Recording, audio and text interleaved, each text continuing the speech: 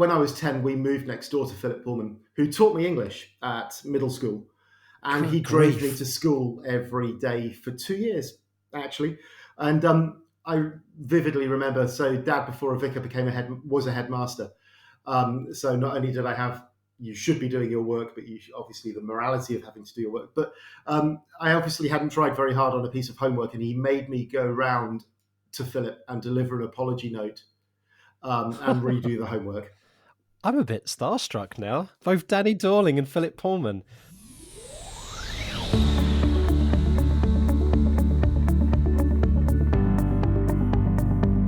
Welcome to Coffee and Geography, where my guests and I geek out about the world and everything on it, discovering that we are all geographers in some way, shape or form. I am your host, Kit, and my pronouns are they, them or she, her. So settle down with a brew, hit that subscribe or follow button, and enjoy the listen.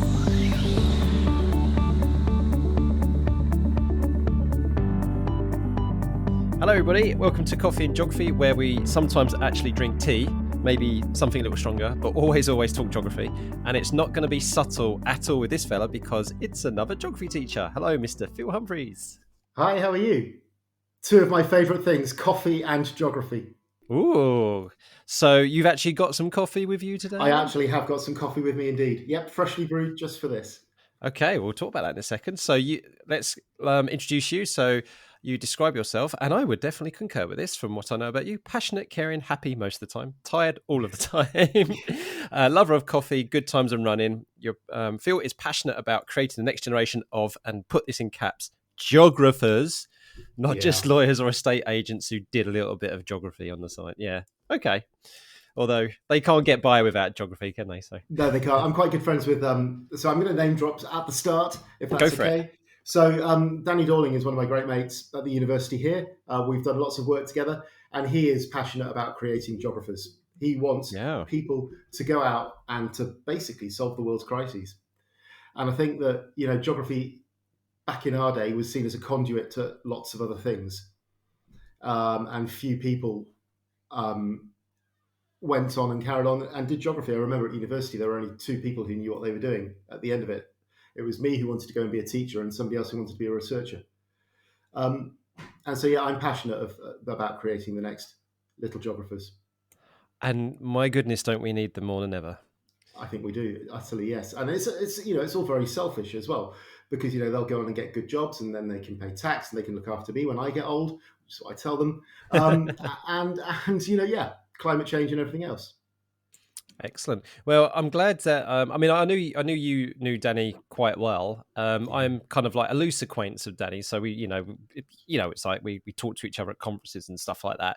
Been trying to get him on the podcast for a while. So, Danny, we know you're listening to your friend Phil. We know you're listening. Just call me, please, Danny. Call me. I will. I'll text him after this and suggest that he does that. He'd love it.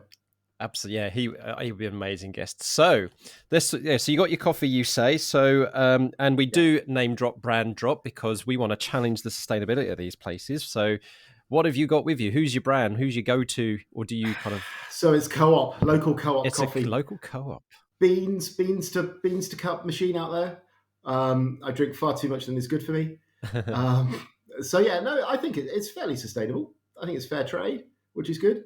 We prefer to spend a bit of money on it and drink it less often than buy cheap stuff.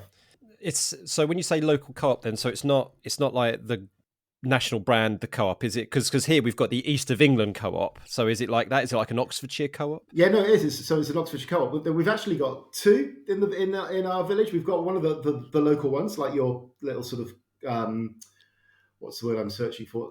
Literally a cooperative. And then we've got the national chain as well. So. Oh yeah, cool. Yeah, and I never knew, and I keep getting confused about like which loyalty card to present, because like I give the East of England Co-op one to the Co-op, and they're like, no, that's not us, that's the other lot. And then I give the other, and I was like, no, that's the other lot. They're like, they must get that so often. Except what they must do, but they sort of seduce you. But so they tell us, oh yeah, no, you'll get points. It's fine. Just put your card in, and nobody knows how to get those points back. So somewhere there must be this lot of like Mary Celeste Co-op points somewhere. Mary Celeste Co-op points. I love it. Oh yeah, and actually this is a really good. I'm going to give an early shout out now, because I'm hoping to do a recording, and I haven't set it up yet, everybody. So no expectations yet. But I'm hoping to do a recording with some. I'd say some. I wouldn't say friends, but really lovely people that I get on really well with, who own the.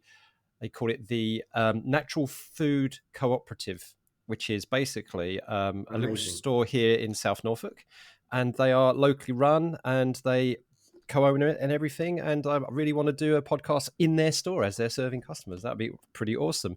But COVID is, of course, keeping that a little bit at arm's length at the moment. But so just as you mentioned Cooperative, I thought I'd give them a shout. So hi everybody at the store, because I know they listen. So. Right. So let's talk a bit more about Oxfordshire then, because correct me if I'm wrong, but when I looked up whereabouts you are, so you're southwest of the city of Oxford, is that? We are. We're about 13 miles outside towards Swindon. Okay. And I have essentially lived in Oxford for most of my life. We moved to Oxford when I was 10. My father is a vicar, was a vicar, retired vicar. I think you never leave it, in Oxford.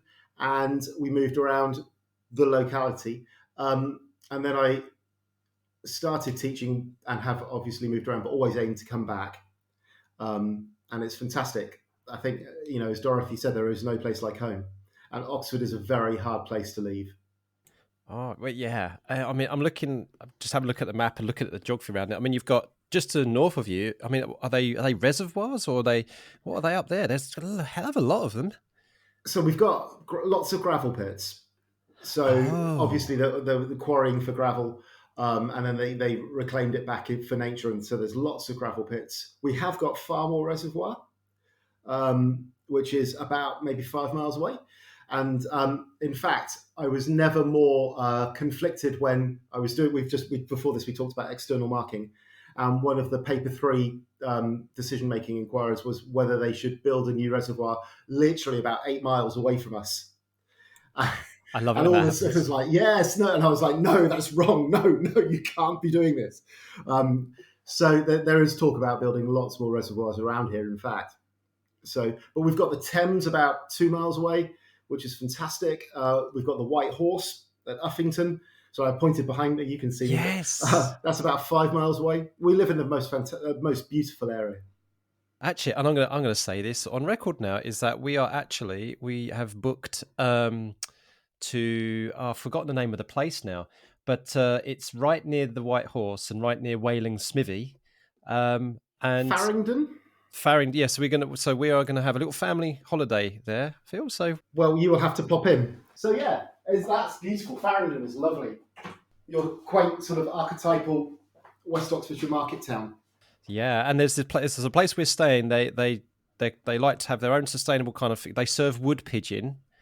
Because I remember going there before, and I remember the taste. It was absolutely gorgeous. Oh, amazing.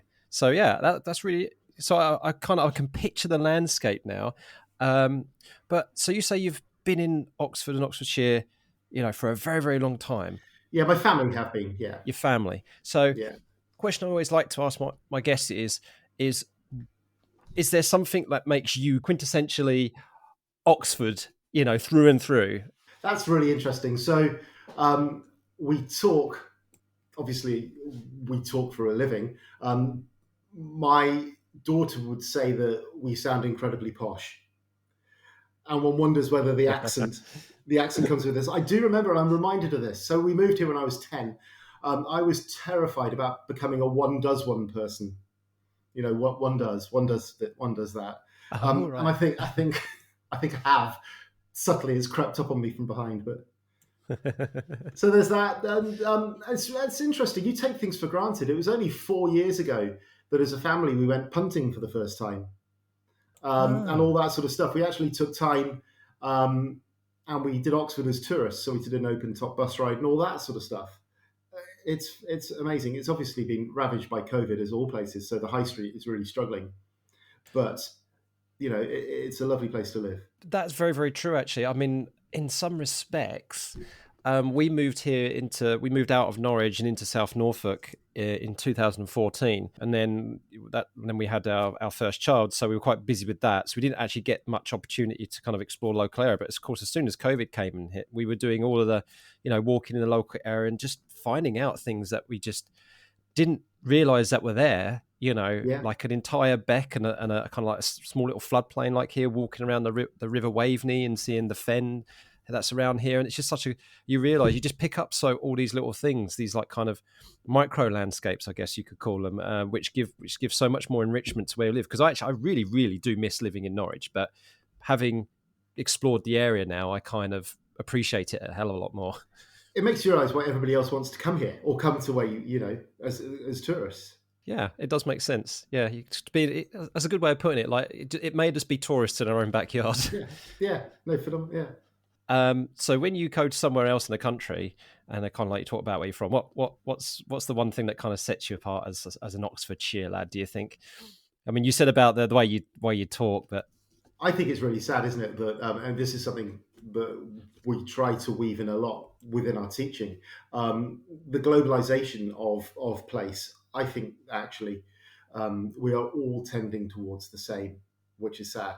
I mean, I've said that I've been in Oxfordshire for most of my life. Actually, we've moved pretty much every 3 years as this generation of our family. So with jobs and that sort of thing. So actually, we've moved around the place, and I think that we're products of every place that we've lived. So I don't think there's anything really that stands us apart. I can definitely understand that. So I mean, I like try to read lots of fiction actually to kind of get a sense of place. And one of my favorite stories, is one of my best ever, is Philip Pullman's His Dark Materials, which of course is set in Oxford. It's set in an alternate universe, Oxford, but also modern day, and it kind of switches between these alternate universes. And so, can I name drop again now? Yeah, you can. Most certainly. Okay, fantastic. So that when I was 10, we moved next door to Philip Pullman, who taught me English at middle school, and he drove me to school every day for 2 years, actually. And I vividly remember. So, Dad, before a vicar, was a headmaster. So not only did I have, you should be doing your work, but obviously the morality of having to do your work. But I obviously hadn't tried very hard on a piece of homework, and he made me go round to Philip and deliver an apology note and redo the homework.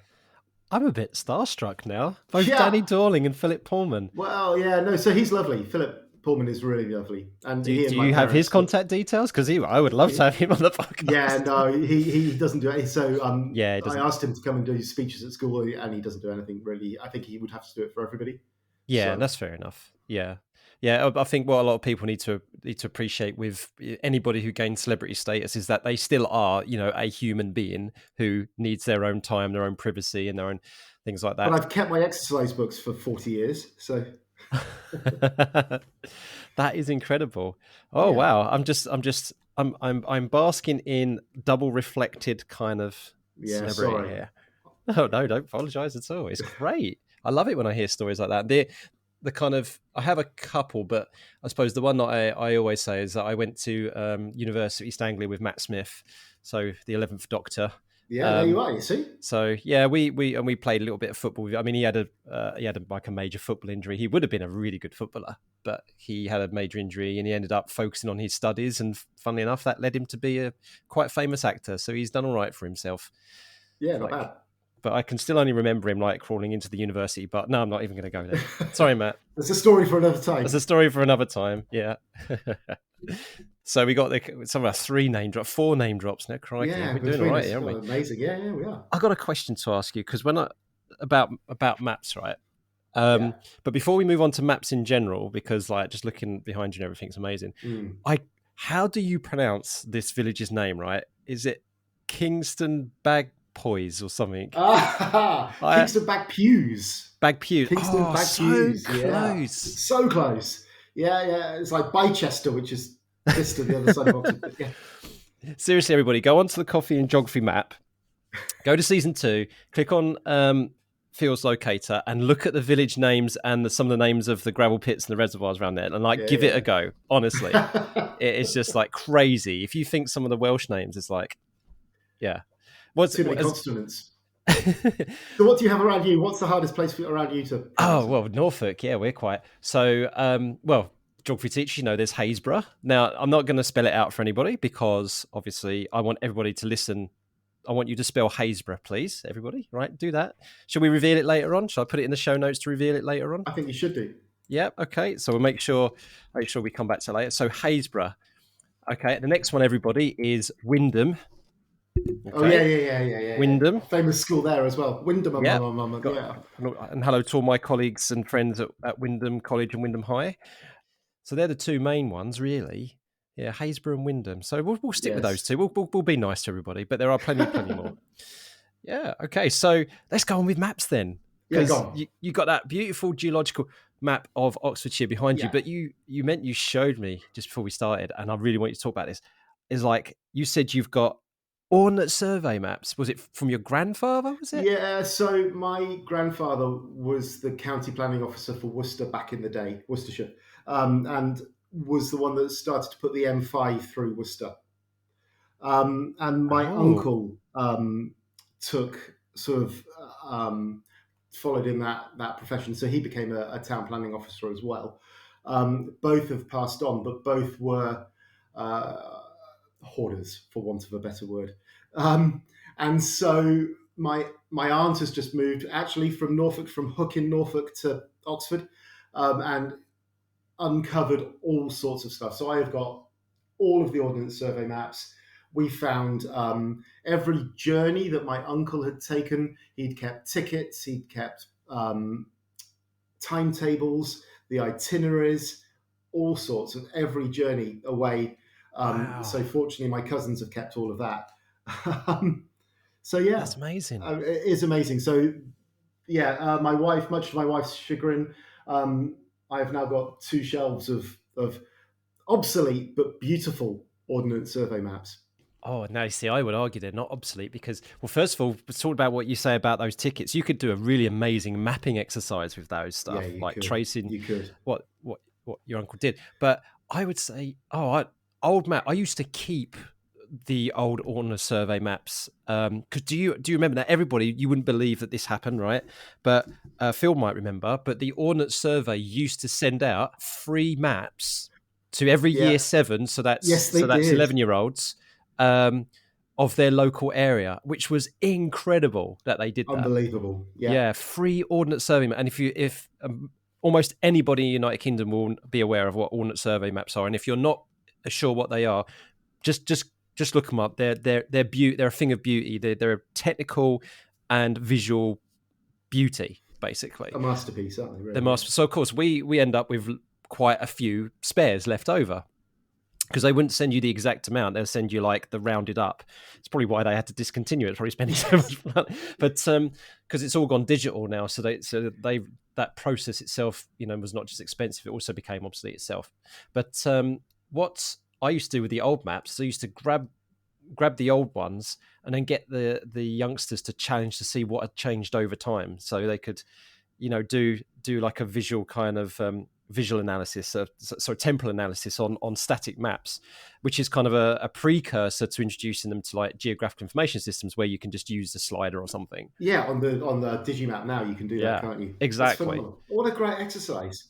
So it was really good, and it was just the joy that you get of just seeing like these giant, great big maps just be unfolded all over the classroom, creating. You could hardly walk around for it and everything. But that would be amazing to grab one of those old Ordnance survey maps and grab out the recent one and just have a look. Yeah, I'll do that. But one of the best things about being in Oxford is the access to everything. So I took my lower 6th midway through last term. We started the Sense of Place module, and we went to the Bodleian map rooms, and they gave us a behind the scenes tour, but they also dug out 20 maps going back in time of Oxford up until the present day. And what a privilege to have these just in front in a table. The curator giving us the sort of the lowdown. It's just phenomenal. We're so lucky to be in Oxford. Yeah, no, for a map geek, this is just like absolutely. We've got a cartographers down the road, so I take year 7. We go and visit these cartographers and go and watch them being made, all the maps being produced. They let us loose in there for a morning. We're so lucky.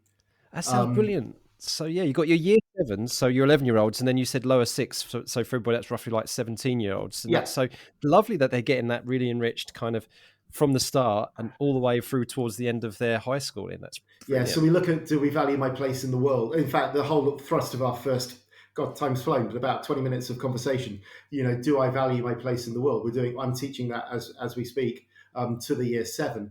And we start off with, what do you like? What do you don't like about living in Oxford? Can you talk to my kids who are 15 and 16 about living here? And whilst it's great that we've got a garden and, it's quiet, they hate it because there's one bus to Oxford a day. There's the school bus, which they can get on, but we have to drive them everywhere. There's a pub, there's no shop, so there's nowhere to work. And it's really interesting. So I always start off with that and then get the kids to sort of tell me, not my kids, the kids at school, to tell me about what they don't like or what they do like about living in their areas.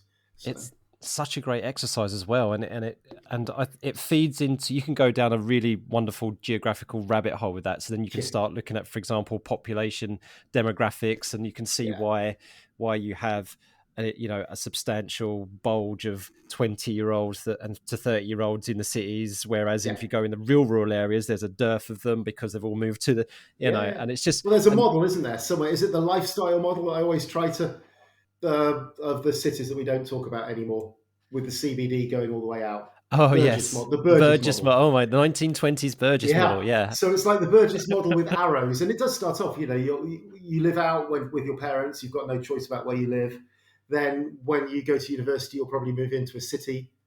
Then when you're young and you're wanting to go to clubs, you'll live in the centre. And then gradually you'll aim to move out and live rural and remote like we all do now. This is true. I mean, as much as I miss Norwich, you get quote unquote more bang for your buck out here. Yeah, you do. And do you get do Uber Eats delivered to you? I haven't tried yet. The only time I've got Uber Eats delivered to me was out in Colorado when I visited a friend. So I haven't tried it here yet. So no, we don't get anything. Nothing delivers out here at all. No nothing pizzas, no takeaways, nothing. No, that's how remote we are. That's why the kids hate it the most. There you go. See, there you go. Not even the roaming services are coming out to you.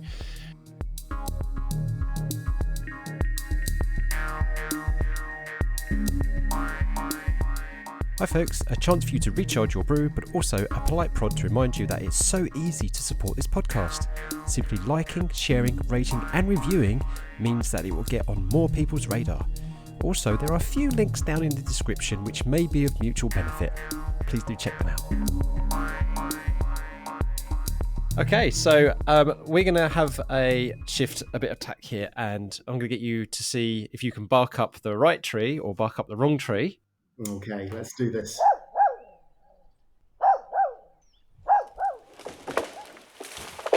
So, and for listeners, I'm very naive, so I'll believe that story. I don't know. I did. Yeah. So I did my best to make these as believable as possible. Both of these. So for everybody, this is where I give 2 geographical stories, so news stories or events or something like that. And one of them is true and one of them is false, but both are quite strange. So hopefully, and it's all just the fun, just for you listeners to play along. So there's 2 here. I'll read you out the first one. So this is 9th of September 2020. The myth of the Yataveo, or the man-eaten tree, may not be a myth after all.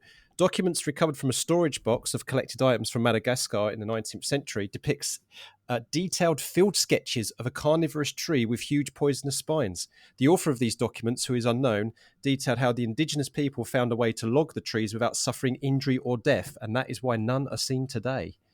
So there you go. That's the first one, man-eating carnivorous trees. And the second one, so this is a bit more recent, 29th of November 2021.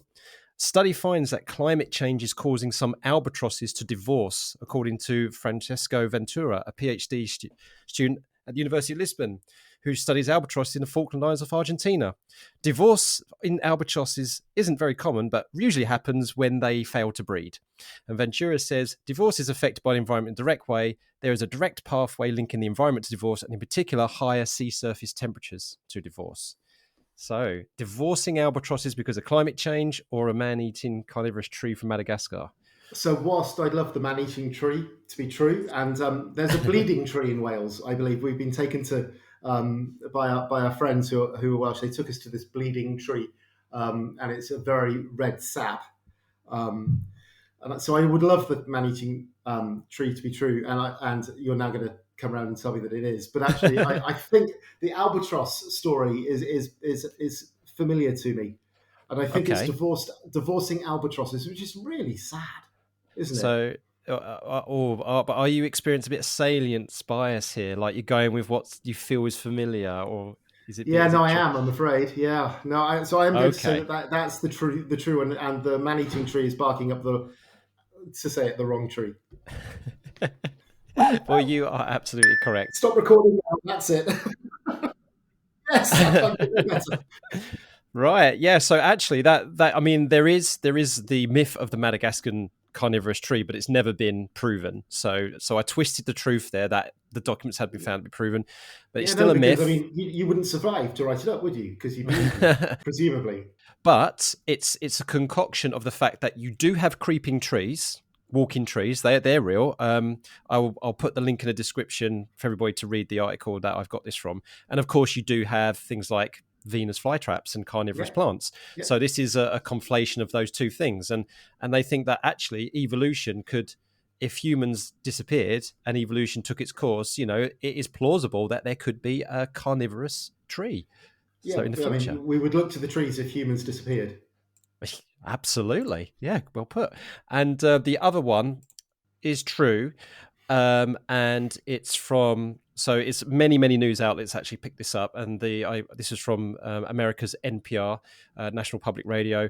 And it is absolutely true. And for the listeners, I'll just play a little clip of the chat between the host and Francesco Ventura. Believe it or not, the scientific term for when an albatross couple calls it quits is divorced.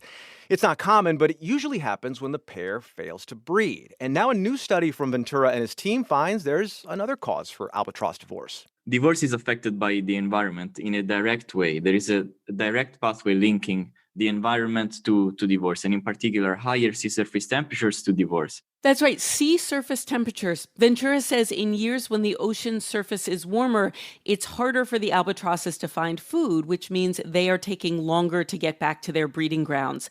And that causes their mates to sometimes move on to new love interests. Ventura also thinks stress hormones come into play. Those hormones spike when albatrosses have trouble finding food. Higher levels of stress hormones in females might lead them to misinterpret this higher stress as a poor performance by the partner, and therefore divorce.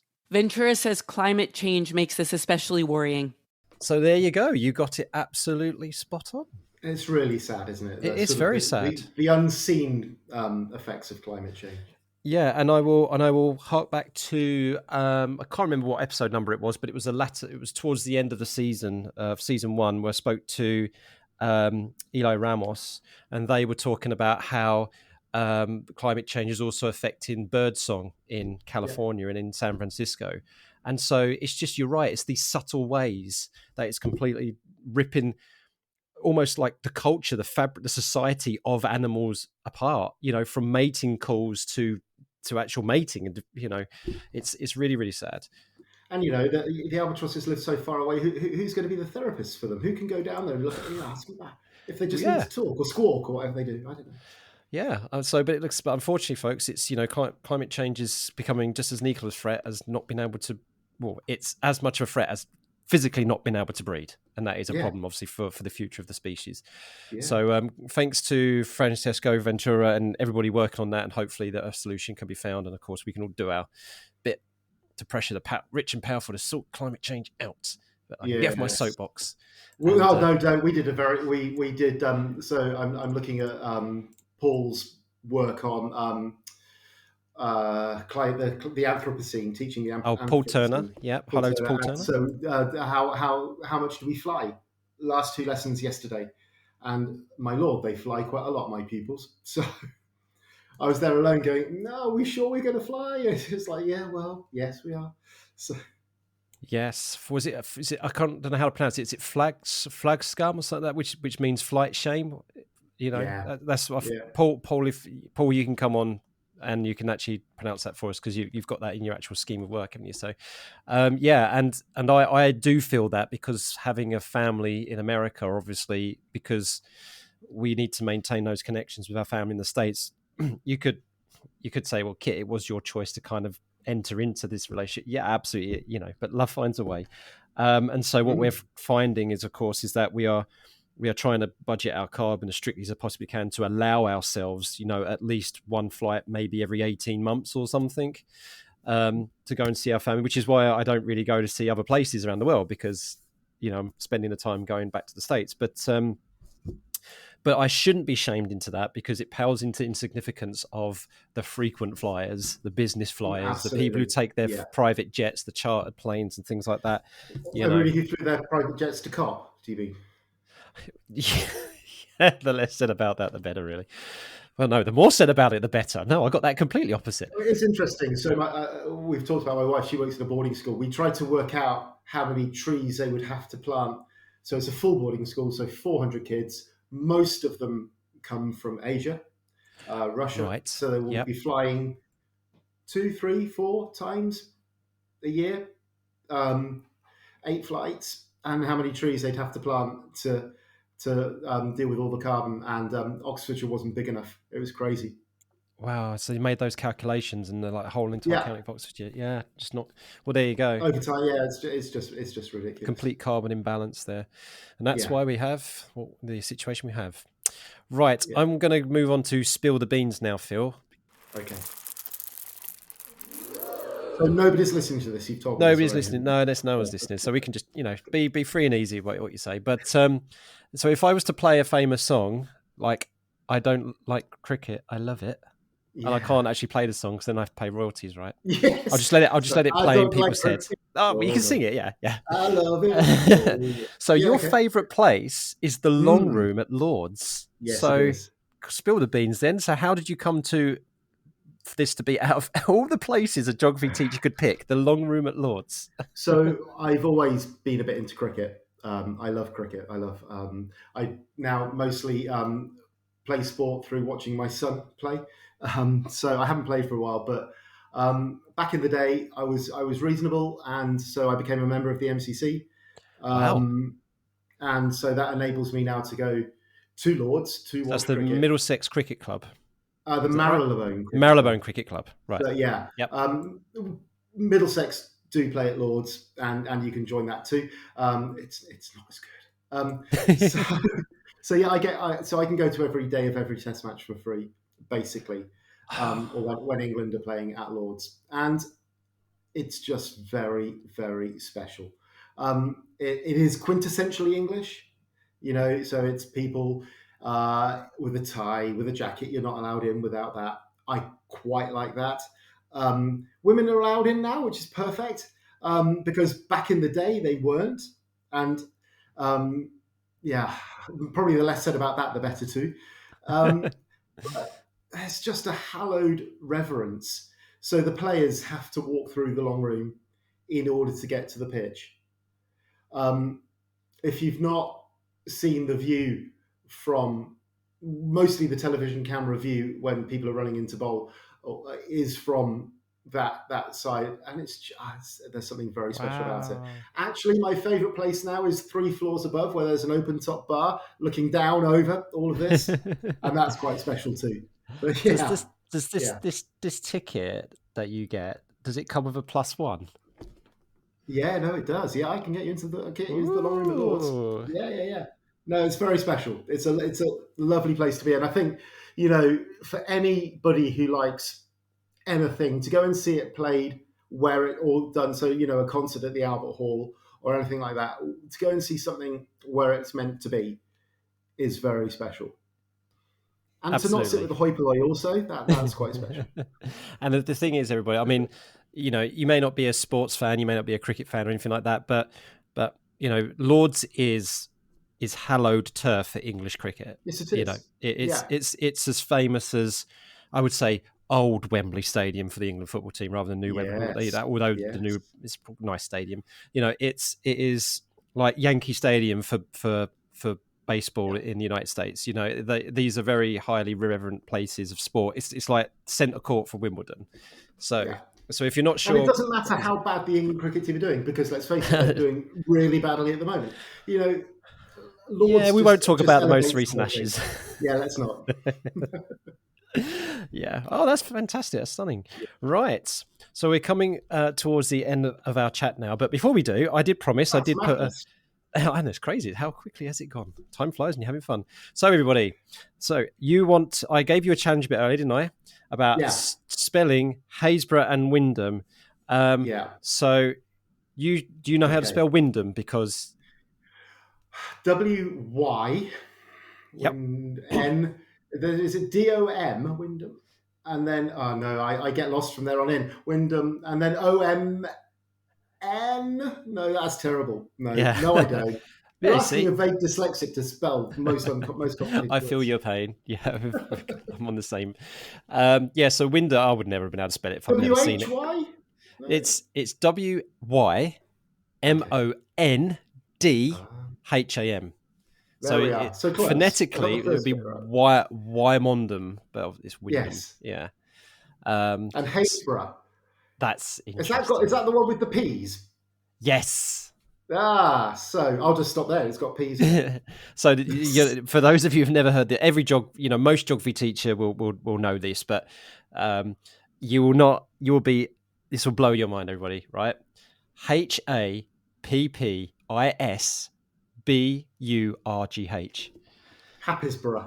Happisburgh. Yeah, but it's pronounced Haysborough. Yeah.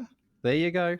So look it up, folks. And Haysborough is a fantastic thing to look at in general, actually, especially if you're able to find before and after pictures, because it is one of the most fastest eroding parts of the Norfolk coastline, very famously, actually. So, it's worth a look up. Right. Are you ready for this now, Phil? I feel that... You have primed me. Yeah, I think Andy, what are you doing here? Like, you come on, you interlope my show, and you do this to my guests. Fair play to you. But so Phil, don't worry. I think we can battle this together, right? It'll be good. We'll do it. We're gonna blow Andy out the water here, right?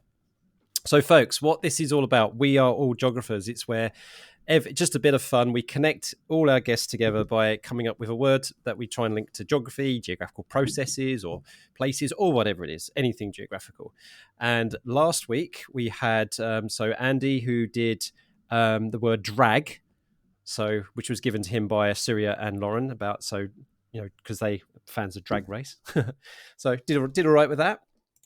And so this is, you ready? Phil, Andy's given you the longest word in the English dictionary that's not a technical term. Can I just say, you said we were all geographers. Yeah.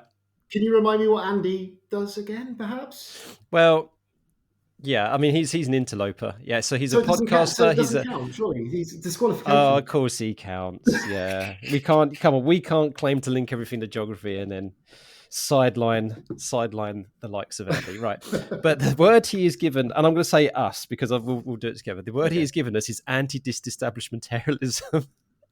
Yeah, good on him. I know. Yeah, fair play.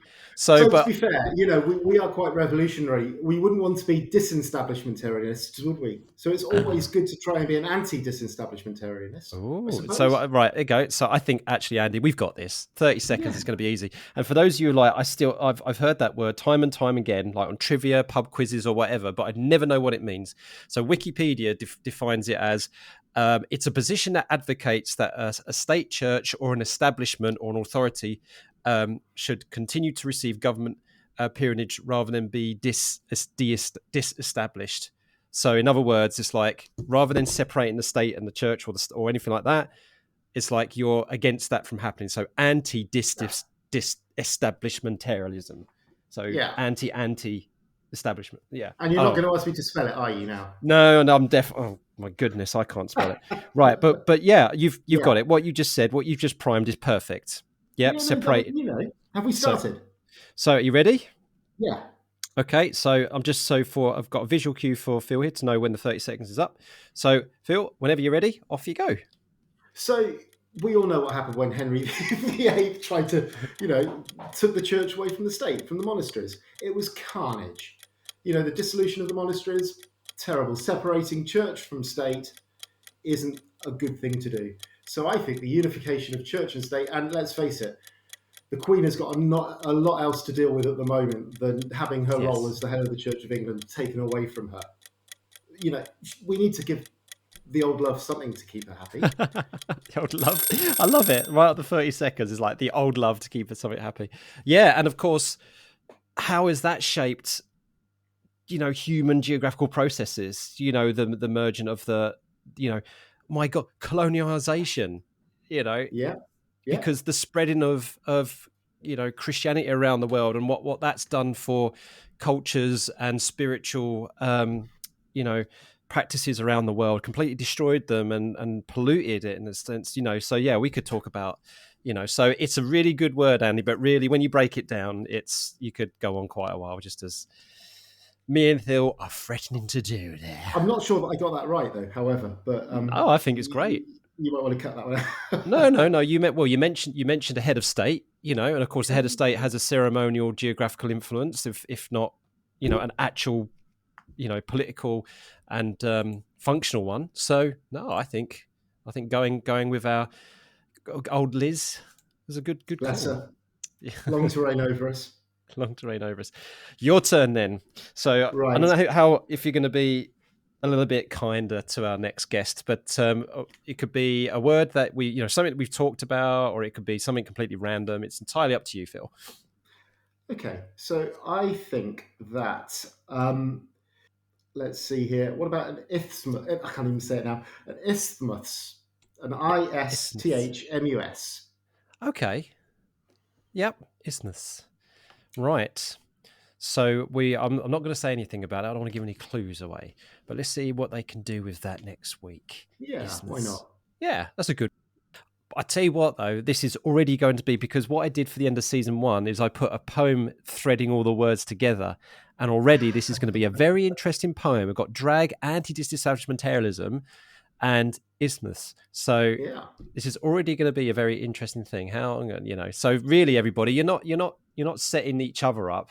You're setting me up, really. We're setting you, absolutely, yeah. And we didn't know about this poem either, so. I was working on it in secret. I was trying to construct it as I went along. But yeah. Okay, Does it have brilliant. To rhyme? I used to be a stickler for rhyming, but I just get into a rhythm, and if it rhymes, it rhymes. So it's the rhythm for me that's important. So we'll see how it goes. Right. Now, you've given so many shout outs already. So we said hi to Danny. We said hi to Philip Pullman. But is there anybody else you want to say hi to? Do you know what? This is going to sound very like I'm blowing smoke, but the Twitter community, the geography Twitter community, is just a fantastic community to be a part of. And I would urge anybody who is listening to this, although quite how you'd know about it if you weren't part of the geography Twitter community, I don't know. But if you weren't, to join in. It's supportive, it's a giggle. The stuff that you did over lockdown, where, you got us together on Zoom and we had a beer on a Friday night, that was phenomenal. So it's a place of support, and it's a place of growth as well. I've learned so much. And if Katie Walker's listening to this, your old geography teacher hasn't done badly. Oh, that's great. Yeah, and in all fairness, everybody, I think there's a lot of, when you've got the bigger hashtag, the EduTwitter hashtag, there's been a lot of, don't avoid that one. There's a lot of spitefulness on that. I felt so bad about the EduTwitter one that we formed CricQ Twitter. So there's a group of teachers who just talk about cricket. And in fact, we've now taken it away from Twitter, and we've got this massive WhatsApp group of teachers talking cricket. And it's phenomenal. I had the opportunity, in my local bookstore where my wife works, we had Henry Blomefield come in to do a book signing. Brilliant. My dear old thing. Yes. I'm a fair weather cricket fan. We'll go to Lord's. Yeah. So, Phil, I know you got a couple of social media accounts, but you can give them both a little plug if you want, or you can say the one that you'd like people to follow the most. Yeah, so at Witchwood Geography is my sort of geography teaching Twitter. The rest of it's just stupid running, cricket, cooking. I know some people. There are definitely be some people listening who like that.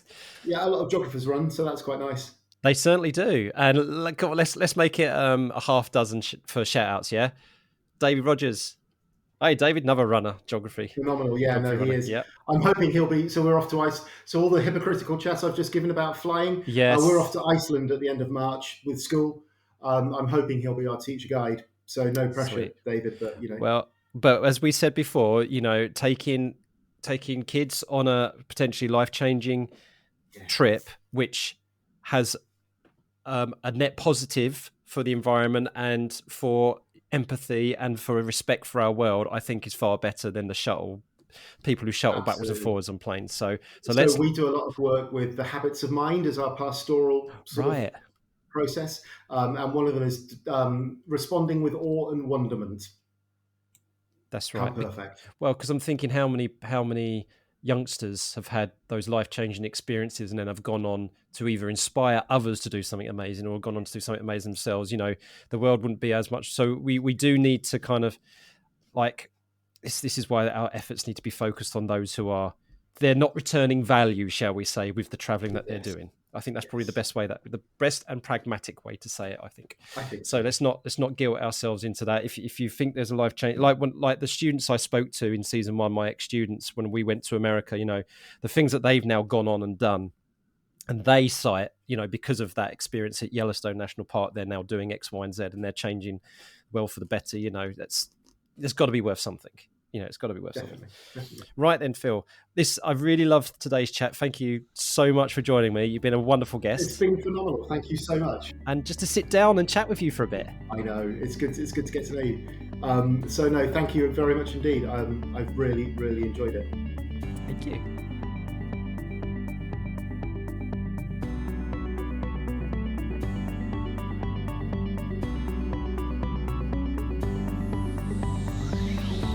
Thank you so much for listening. We hope you had fun. If you haven't already done so, please subscribe so more stories and experiences can drop into your favourite podcast app.